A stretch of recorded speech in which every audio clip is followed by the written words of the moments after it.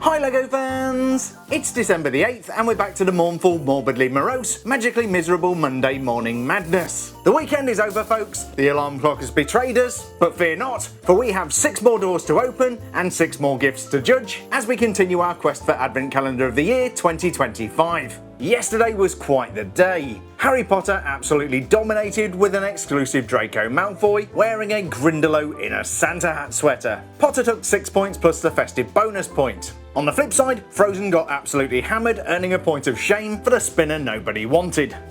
As things stand, Friends is in last place with 21 points, and they're joined in the pit of despair by Frozen. LEGO City is 4th with 23 points, and Minecraft are 3rd with 27. In 2nd place with 29 points is Star Wars, and with a 4-point advantage and 33 points is LEGO Harry Potter. Of course, all of that can and probably will change today. So let's rip open every door number 8 on every LEGO Advent Calendar. We're starting out the Monday madness with LEGO City, and I am looking for door number 8. Should have looked for it before I started rolling the camera, but there it is. We are situated now, and let's see what beauty lies within. And, well, we got ourselves a little vehicle.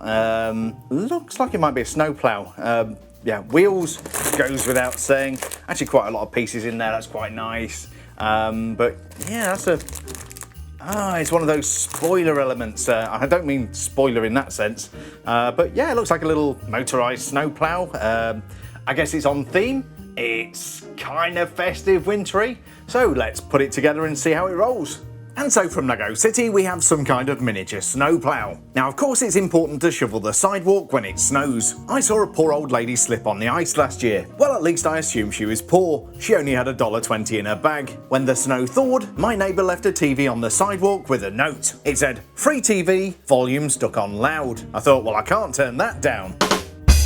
Hinting at the functional nature of the vehicle, we have an unusual modified 1x2 plate. This is quite infrequently used and was first introduced in 2017 in sand blue. Up on top we have somewhere for a minifigure to sit and of course the steering wheel, and on the bottom 4 wheels which actually spin. Instead of using an axle assembly, these are actually attached using Technic pins. One thing I am surprised to see is that LEGO didn't include tyres. While the snowplow doesn't quite reach the floor, it's a lot closer than if LEGO had put tyres on these wheels. The build is nice enough, it's quite functional, and thematically it's on point. Whether this will plough through to the top of the leaderboard really depends on the other calendars. Let's go check out Star Wars. So a middle of the road start from LEGO City, let's move on to Star Wars and see what goodness we can find in the Droid Smith workshop. We have, and what do we have there? It's some kind of weird droid. Looks like one of those things that you see on, the ice planet of Hoth? It goes 1 1 1 1 1 1 1. I don't know what this is called, it's a bunch of parts. I don't see anything special here, but anyway, let me put this thing together and we shall talk about it momentarily. And so from LEGO Star Wars we have a Buzz Droid, also known as the Pistoker Sabotage Droid. These were used to disable enemy craft by the Confederacy of Independent Systems during the later stages of the Clone Wars. At the base we have a small dish and cone which allow this to stand up nicely. I have no idea what the function of the round pieces is, nor the thing that looks like an antenna up on top. Speaking of antennas, we have a bunch sticking out from the lower part of the droid. If 2 of these got married, the reception would be awesome. Around the back we get a closer look at how this is put together with clever use of snot bricks. So long as this is not attacking your Jedi Starfighter, it's actually quite a good looking gift. These things are known as Buzz Droids because of their use of buzz saws to attack spacecraft. The only other famous Buzz I can think of is Buzz Lightyear. He could kill all of the other toys, but would he? As non-minifigure Star Wars gifts go, this is pretty good. It fits the Star Wars theme, but nothing says Christmas like a sabotage droid, said nobody ever. Will its interesting backstory compensate for lack of festive credentials? We'll find out a little later in the video. So after that rather evil looking droid, we're moving on to Minecraft on their debut year, and we are doing door number 8, so let's pop open the flap and see what we've got. And what the heck is that? Oh man, let's unpack this. So, we got a whip element, that's always a nice thing to get, a bit of Indiana Jones. There is a fish, metallic silverfish, which is nice. Then what the hell is that? Well, it can't be a raccoon, can it? We have some kind of 4-legged animal, let's have a look at that. I wonder actually whether that's a cat, maybe? Looks like an angry beaver with that tail. Anyway, let's put this little four-legged creature together and hopefully we can put it out of its misery. So from the LEGO Minecraft calendar, we have a cute Calico kitty catching carp. The cat is quite a nice little thing, but if you're getting a sense of deja vu, you'd be right.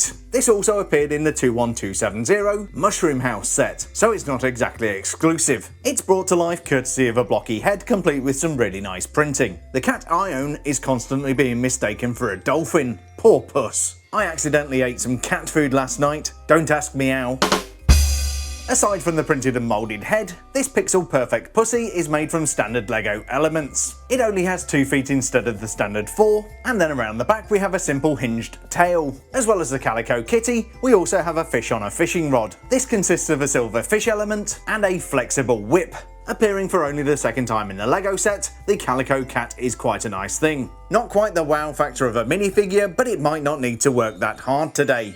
So from Minecraft's cat, we are moving on to the boy wizard, and of course cats are quite prevalent in the wizarding world. Maybe we'll get a cat today, let's have a look.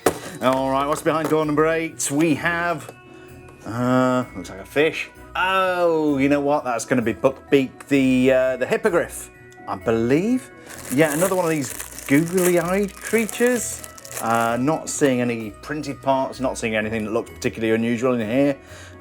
Hopefully it'll look a little bit better when you put his head on, but yeah, we need to see this thing assembled, so let's pop Buckbeak together and we shall take a closer look.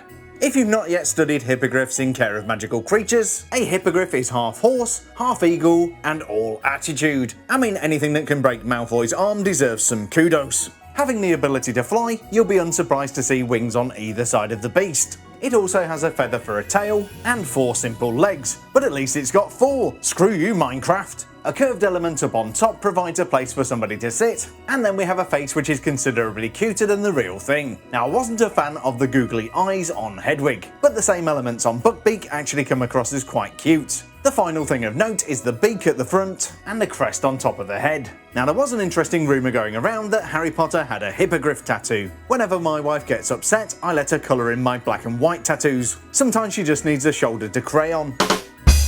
Will this magical creature soar to the top of the leaderboard, or will Buckbeak need to buck up his ideas? Stay tuned, my friends! From Harry Potter, we're moving on to friends who are finally starting to drag themselves out of the gutter.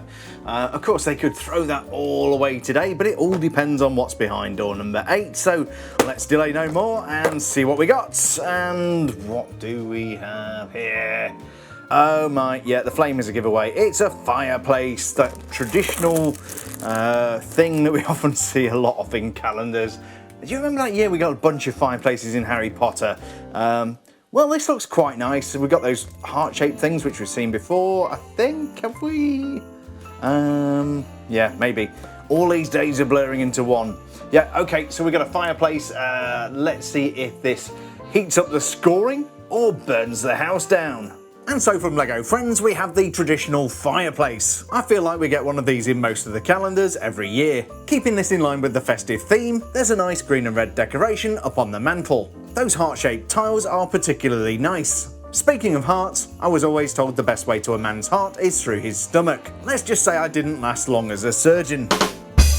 The fireplace itself is pretty simple, but also very elegant. Fire is represented by a single trans-orange flame element. It's a charming little gift with a festive, cosy vibe. But will this fireplace set the scoring alight, or will we have to douse the flames of LEGO Friends' ambitions? That, my friends, depends on Frozen. And finally, because all mediocre things must come to an end, we are finishing off the day with the Frozen calendar. Let's see if this can warm up the scoring for the Frozen guys. They are doing pretty poorly so far, so we need something good today, and well, a mini doll or a micro doll might just do it. We've got the ginger one. That's Anna? Yeah, I think it's Anna. She's got a little tiny dress, nice gold printing there. Wonder if it's going to be festive. We shall get a close look at that. We shall get a close-up look at that on the camera. I can't speak today, but yeah, she comes with some accessories. We've got a gift and another gift and a bow. So if you like that sort of thing, you'll love this. And so from the Frozen calendar, we finally have Anna, who comes with 2 unfeasibly large gifts. There's a teeny tiny gift consisting of just 2 elements. I've got to say, I do like the contrasting blue colours. The other gift is considerably larger and comes with a lid and yellow bow. There would appear to be something inside, and that something is a bright red bow. Of course, the most important part of this gift is the microdoll recreation of Anna, sister to the evil Elsa. Anna has really nice red hair tied up in a bun, although the hole in the back of her head looks a bit suspect. Anna has bright blue eyes and a freckle for every soul she's taken. Speaking of Anna, I know a drummer with twin daughters. He named them Anna 1, Anna 2. My wife bought a crocodile skin handbag from somebody called Anna on eBay. Turned out to be snake skin. Anna conned her. The head and hair are not exclusive, but the printed body complete with festive decoration definitely is. No printing around the back, but I think the design on the front definitely puts Anna in pole position for festive gift of the day. Once you get over just how massive those gifts are compared to the microdoll, this is actually a pretty good offering from the Frozen calendar. Good enough to take gift of the day? I think it's about time we awarded some points. And so we have all 6 sensational Sunday surprises from behind door number 8 of every LEGO Advent calendar. From LEGO City we got a Snowplow, Star Wars offered up a Buzz Droid because nothing says Christmas like a Buzz Droid, from Minecraft we got a Calico cat with fish, and Harry Potter brought us Buckbeak the Hippogriff. Friends warmed things up with a Fireplace, and finally Anna from the Frozen franchise showed up with a bunch of gifts. But which one of these sensational Sunday offerings deserves to take a ride on Buckbeak's back over the Black Lake, and which one deserves a bloody encounter with the Buzz Droid? Let's award some points! In last place, earning the dreaded point of shame, is LEGO City for that plough. A fairly generic vehicle build with no exclusive parts doesn't quite cut it. Coming in 5th and earning 2 points for the Fireplace is LEGO Friends. Don't get me wrong, those heart tiles are adorable and the build is charming, but today's competition demands a little bit extra.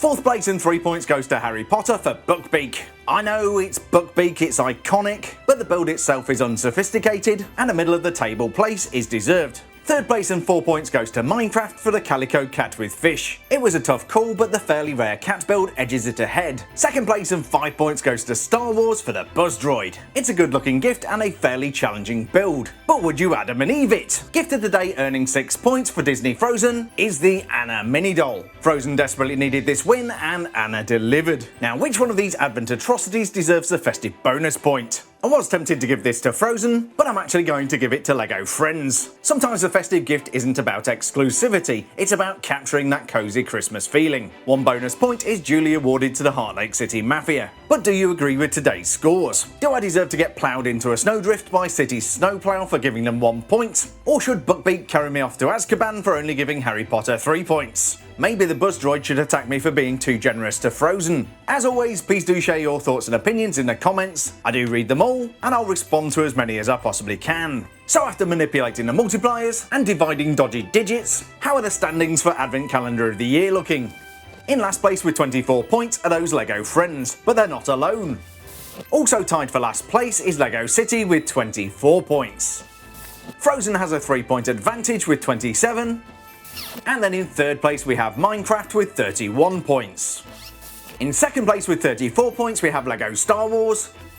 And with a 2-point advantage and 36 points, in the lead is LEGO Harry Potter. Will Harry Potter get hit by a bat bogey hex and lose 1st place? And can City or Friends escape the pit of despair? The answers to these and more questions can be found on tomorrow's video. So if you've not already subscribed, what the heck are you doing? Hit that subscribe button. Until tomorrow, have a magnificently marvellous Monday, stay safe, and I'll see you bright and early tomorrow morning for more festive frivolities.